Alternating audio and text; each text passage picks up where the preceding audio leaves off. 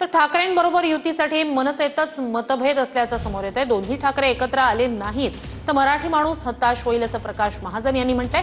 तर दुसरीकडे संदीप देशपांडे यांच्याकडून ठाकरेंसह राऊतांवरही निशाणा साधला जातोय। ज्याच्या मनातलं ओळखणाऱ्यांनी जाधवांच्या मनातलं ओळखलं का, असा सवाल संदीप देशपांडे यांनी ठाकरेंच्या शिवसेनेला केला होता। परब असतील, अनिल देसाई असतील, सुभाष देसाई असतील, खुद्द संजय राऊत असतील, तुम्ही कधी गेलात राजसाहेबाकडे? अरे ज्याचं मन एवढं उदार आहे, जो शत्रूला सुद्धा आदर तिथ्य करतो, तुम्ही जाऊन कधी योग्य प्रपोजल ठेवलं? आणि मीडियासमोर तुम्ही काय कशामुळे चाललंय?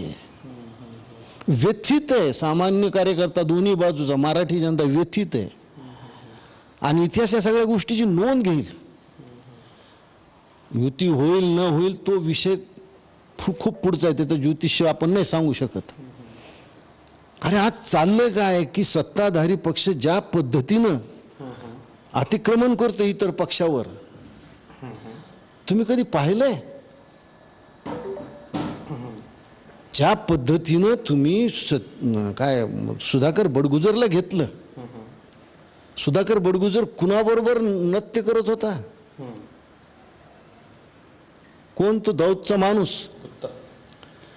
आता भारतीय जनता पक्षाच्या किती लोकांना हे माहिती आहे की या दाऊद इब्राहिमनी भारतीय जनता पक्षाचे 2 खंबीर कार्यकर्ते,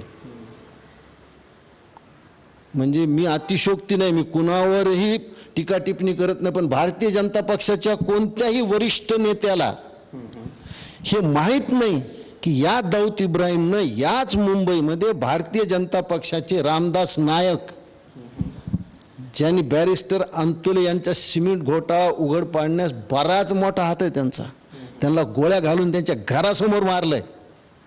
ट्विटमध्ये विचारलंय मी, जे लोक महाराष्ट्राच्या मनातलं ओळखतात ते भास्कर जाधवांच्या मनात काय त्यांनी ओळखलंय का, एवढाच माझा प्रश्न आहे आणि साधा आणि सोपा प्रश्न आहे।